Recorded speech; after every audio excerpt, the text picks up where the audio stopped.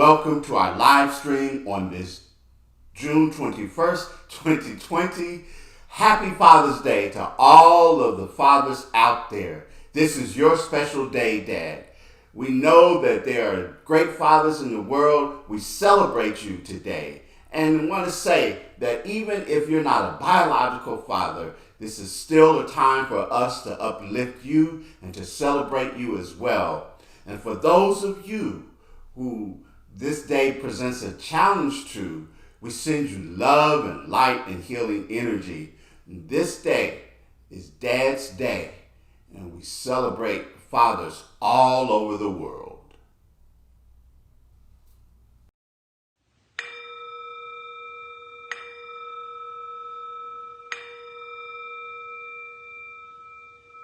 Let us breathe in.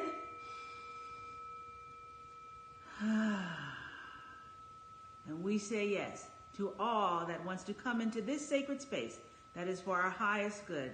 Yes to health, yes to life, yes to wholeness, and yes to abundance, love, and joy.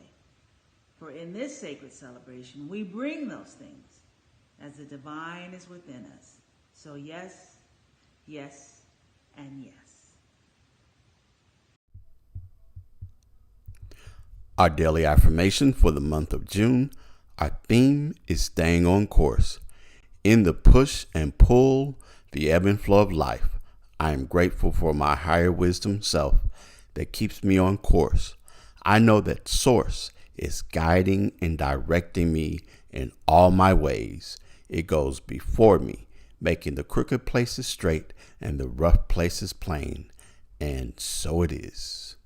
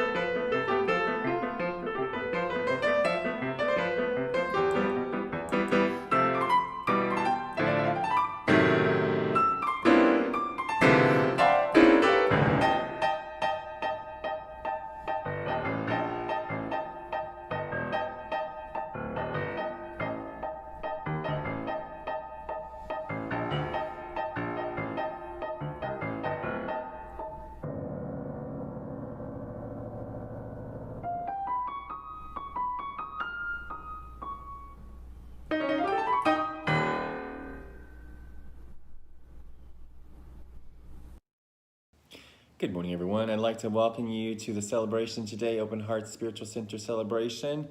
I'd also like to say Happy Father's Day. And I'd like to just know that we are all here present, and let's just let go of anything that has come before this time so that we can be present here in this moment. I know that oftentimes we get busy and allow that monkey mind, we call it, to run on. But let's just allow that to set aside for now, for this next little bit, and center ourselves and be present. Let's just take a breath.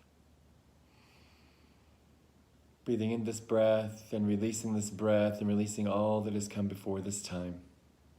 Allowing ourselves today is a new day. This is a new celebration.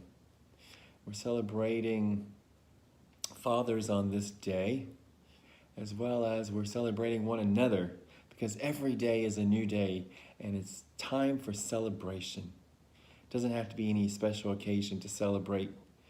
Let's just celebrate breath and celebrate life. And allow ourselves to just remember that there's one mind that is within each and every single one of us, that is in all things here on this planet. And knowing that that one mind is that intelligence and that wisdom and that divine perfection that is in each one of us. And just allowing ourselves to be open and receptive today to receive the message. And I just give thanks for everyone that has a part in today's service, for the affirmative reading and the centering moment and for the song. Oftentimes we hear the music, but we don't allow ourselves to feel it. Today I invite you to feel the music. For I know that as Maeve plays the piano so beautifully, the passion that pours and exudes from her as she plays, allow yourself to feel that. And there's a message in the music. And for the messenger, opening up and allowing the conduit of the divine energy and divine source of God, Spirit, Allah, Buddha, whomever you call. It doesn't care about a name. It only cares that you call and listen and allow it to just pour itself into you. And so as we just are here and now, present wherever we are, and knowing that we might not be with someone where we are, or we might have a mate, or even watching with our family, but knowing that we're all watching together because we are Open Heart Spiritual Center family. And I just give thanks for this day. I release this knowing into the law that it's already done, and let the celebration begin. And so it is. Hi, Open Heart family. I trust that everyone is doing well. Today I'm going to be reading a quick little selection from Celebrating Silence by His Holiness Sri Sri Ravi Shankar. And this book is a collection of quotes from the different talks and seminars that he does around the world. And they're broken up by different topics. And the topic that I'm reading from is the changing world, which I thought would be perfect. You can be at ease with the uncertainty of the world when you realize the certainty of consciousness. Often people do just the opposite. They are certain about the world and uncertain about God. They rely on something that is not reliable and get upset. Uncertainty causes craving for stability, yet the most stable thing in the universe is ourself. The world is of change. The self is of non-change. You have to rely on the non-change and accept the change. If you are certain that everything is uncertain, then you are liberated. When you are uncertain in ignorance, then you become worried and tense. Uncertainty with awareness brings higher states of consciousness and a smile. Often people think that certainty is freedom. If you feel freedom when you are not certain, that is real freedom. Often your certainty or uncertainty is based on the relative world.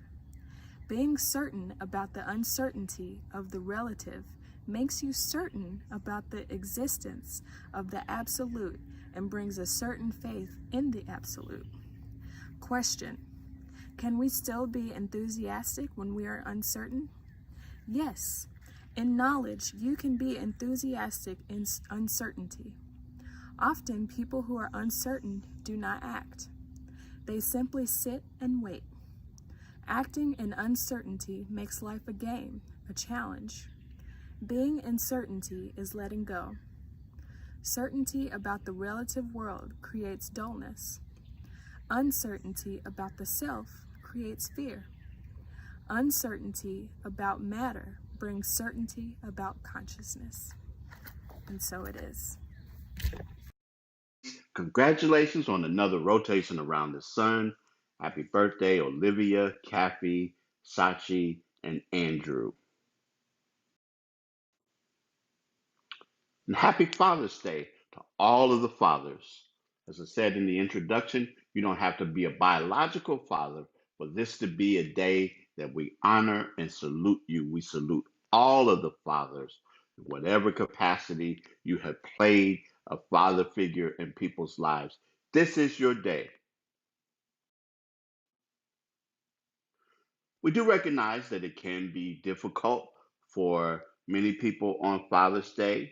So if you know someone who has lost their dad, has never known their dad, has a difficult relationship with their dad, has lost a child, is longing to be a dad, or whose dad is unwell, think about reaching out to them today and letting them know that it's okay to express whatever it is that they choose.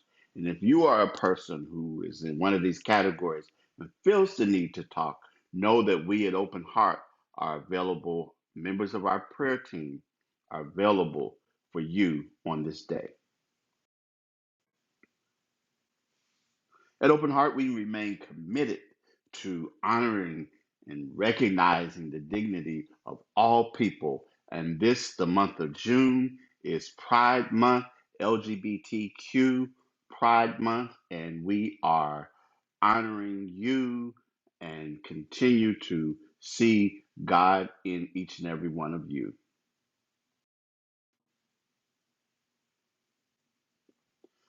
For the first time, you can choose to respond online, by phone, or by mail to the 2020 census.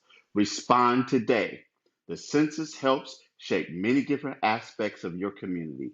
Everyone is counted. Complete the census today. You can go to the website at 2020census.gov for more information.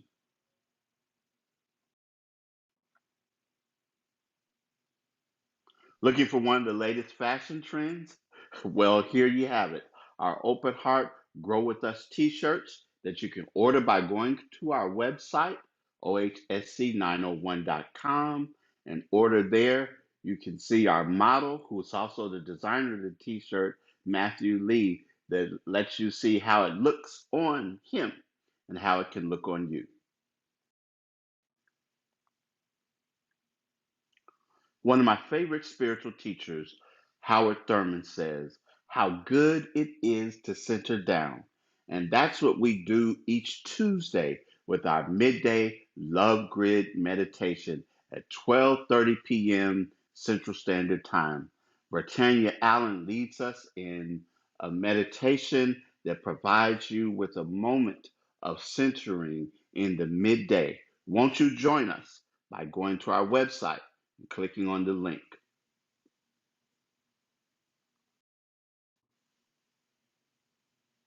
Do you miss your open heart family? I know that I do.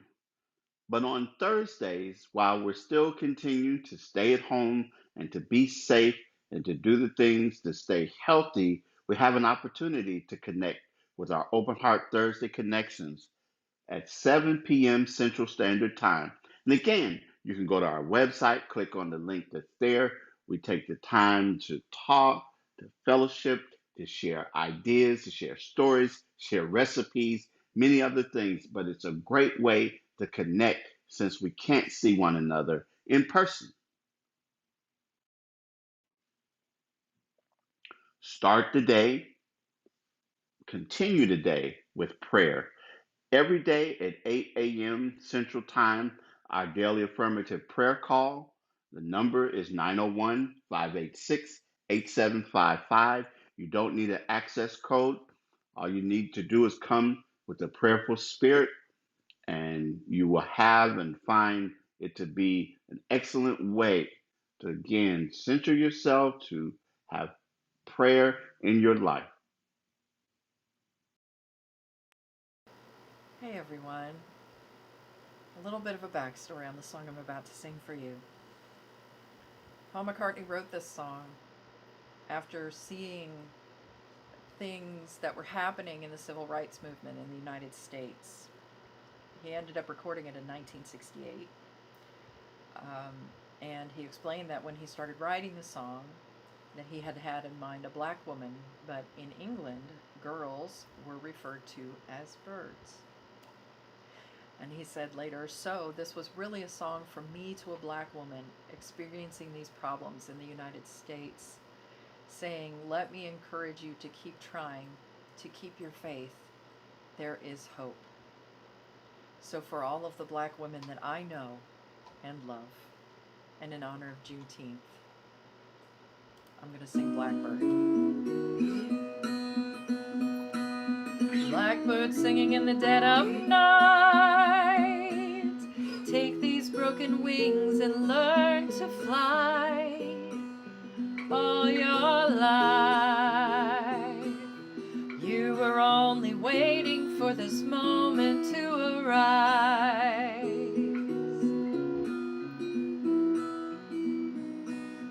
Blackbird singing in the dead of night, take these sunken eyes and learn to see. All your life, you were only waiting for this moment to be free. Blackbird fly, blackbird fly into the light of the dark black night.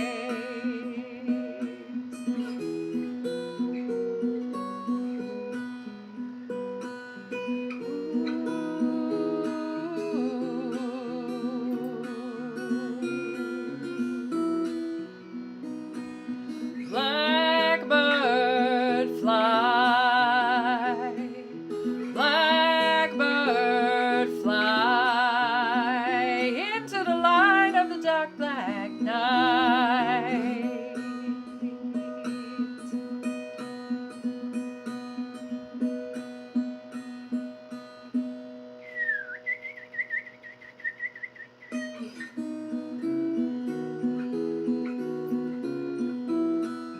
Blackbird singing in the dead of night, take these broken wings and learn to fly.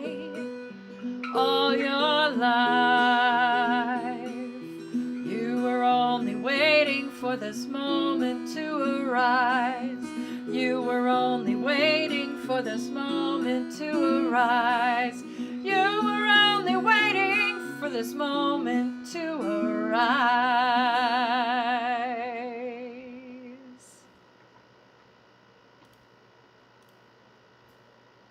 Good morning.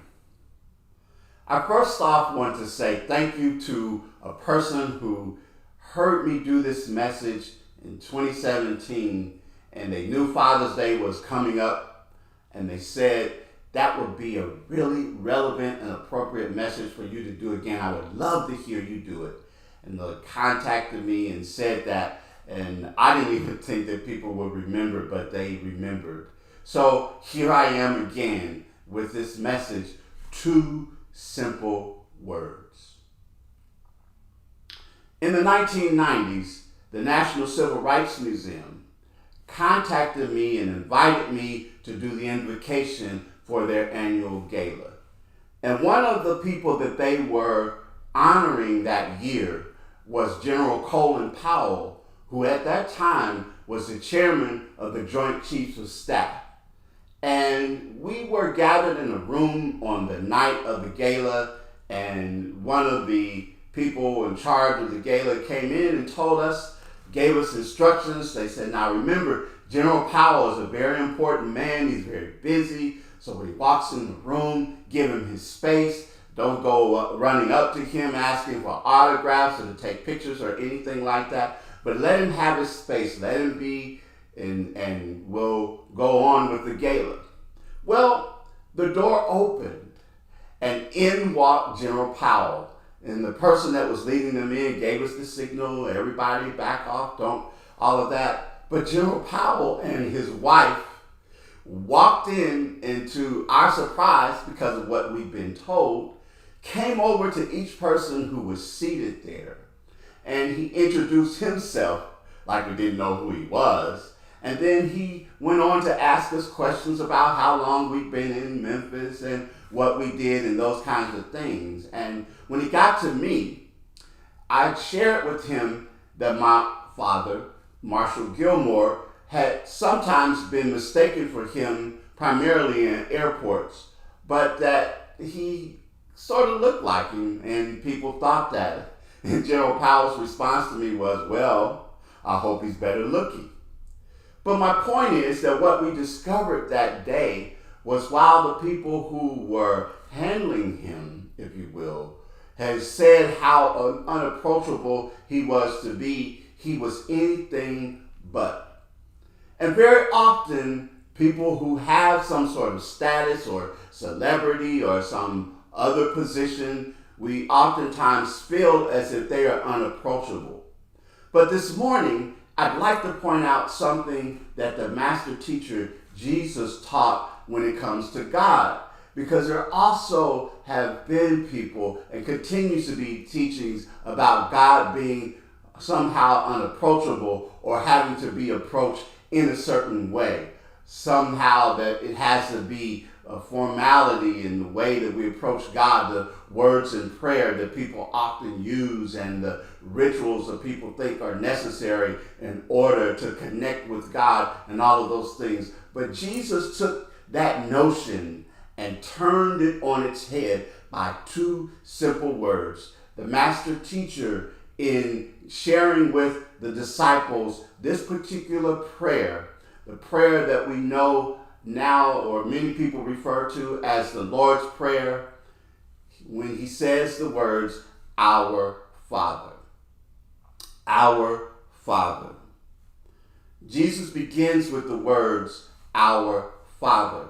In the Roman Catholic Church, this prayer is referred to as the Our Father.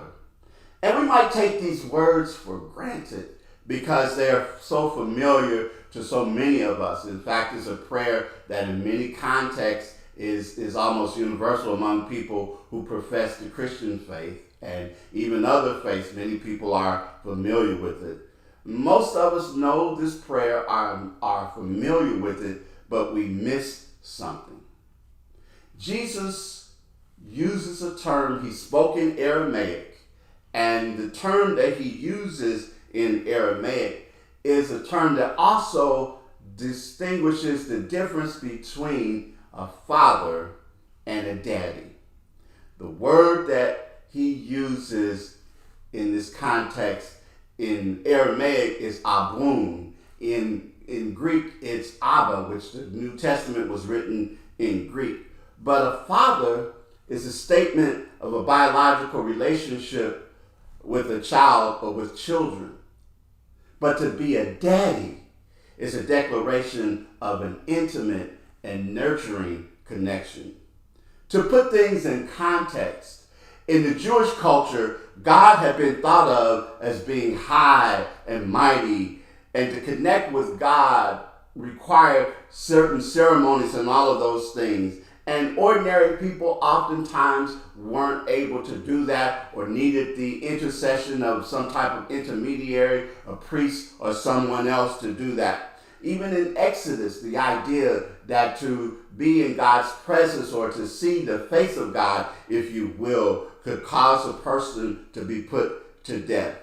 You even hear people today who have that notion of God being in somehow high and mighty and unapproachable. You hear people using the term all the time, God-fearing, and they use it in a different context. I won't go into that today, but that idea.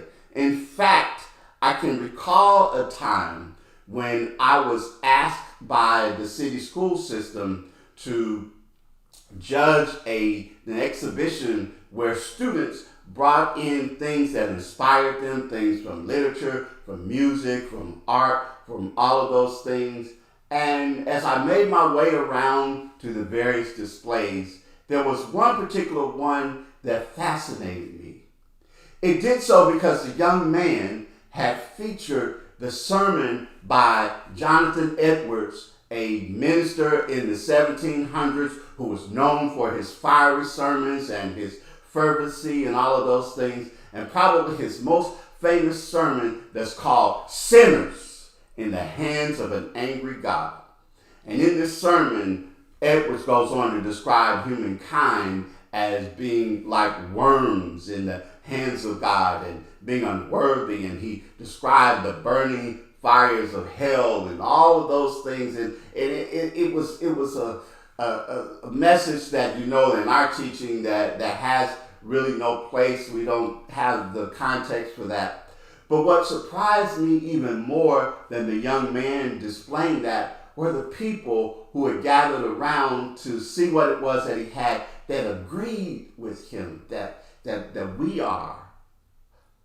we are sinners and worms and all of those things, and how God was almost unapproachable, and how God almost had disdain for us.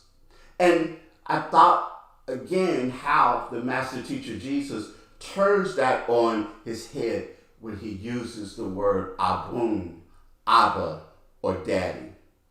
The point here, I want to make it clear, is not about the masculinity of God, for ultimately we know that God is spirit.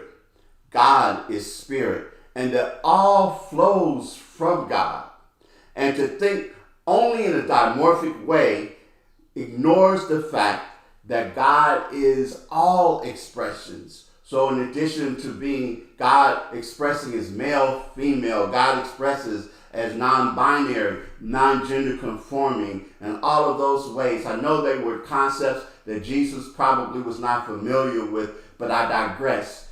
The point is that in our understanding coming from the master teacher, Jesus, the intimate connection that we have with God, the intimate expression that God is in each and every one of us.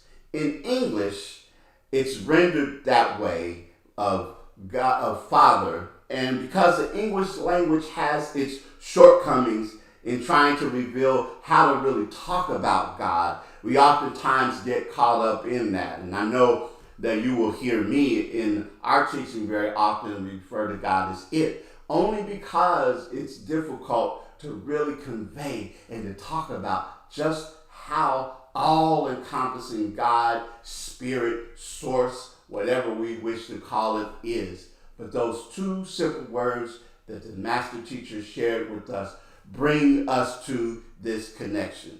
No longer is God some far-off deity that can only be reached by some, but there's an intimate connection. And then to add to the understanding that the master teacher gives us of an intimate relationship with God, he uses the words our Father, our Daddy.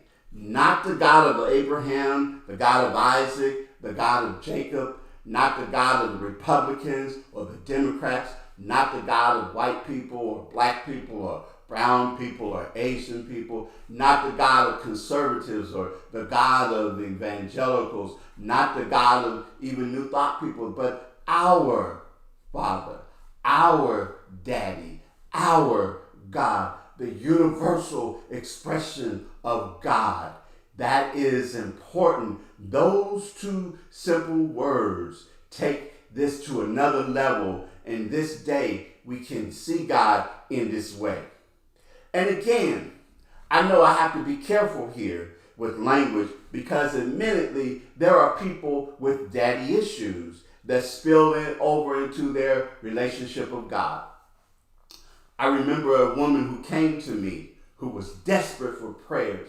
She said, I need you to pray for me. I need you to pray for me. And of course, I agreed to pray with her. But I said to her, I want you to also take the time to pray for yourself. There was a long silence. And what she shared with me is, I'd like to pray to God, but God's not listening to me right now. I said, what do you mean God is not listening to me right now? She said, God is angry with me. Said, why is God angry with you? Why do you think that God is angry with you? Well, I've made some life decisions and some choices that I know that God is not pleased with, and I know that God is angry and God won't hear me. And as we continued the conversation, one of the things that she shared was not only was God not speaking to her because I knew her biological father was not speaking to her either. And then when I asked why he wasn't speaking, it was the same decisions, the same things that she was doing that she felt that her father was angry with her about, so he wasn't speaking to her. And so when I tried to share with her the idea that, well, what you are using to describe God are also the way in which you see your relationship with your father, she wouldn't hear that. In fact, she was almost angry when I said those things to her. And she never really let go of that idea, but I saw in her and wanted her to see how she was confusing and merging the two. And that could be something that we can do. We can anthropomorphize God or make God human-like in the ways that we want to make God being angry with us, upset with us, all of those things. But we must remember that what Ernest Holmes says is that God is a principle that is impersonal, but personal to all, meaning God is no respecter of persons, as the scriptures remind us, but also there's an intimate connection that we have with God. And the good news this morning that I'm talking about here is not the same thing. That our relationship with God can never be spoiled. It can never be severed. We don't have God turn God's back on us. We might turn our back on God, but God is always there. God is always available to us. God continues to express love and joy and peace and harmony and well-being and all of those things in us and for us and to us. God is, as the poet says, my very breath, my heartbeat, my life. One Father's Day weekend, I was asked to write what it meant to be a father. And what I wrote was that being a father is about experiencing the world with my children. How we teach each other about what it means to love, forgive, laugh, cry, to share, all of these things. And in the process of writing that, I realized how I was seeing myself through the eyes of my children and thinking about how they see me through their own eyes. And it caused me to reflect upon conversations and experiences that I had with them. For example, with my son, how I sought to teach him and talk to him about what it means to be a black man in this society and how other people are likely to see him and what to do when he's approached by the police and where he is in public spaces and how people perceive him. And those are issues that are relevant today, as we know. With my daughter, her pursuit of creative aspects of her life, her determination and her fierceness and her desire to do the things that it is that she does. And I thought about how I love both of them dearly and intensely and all of those things. And I know that neither one of them are perfect, and neither am I.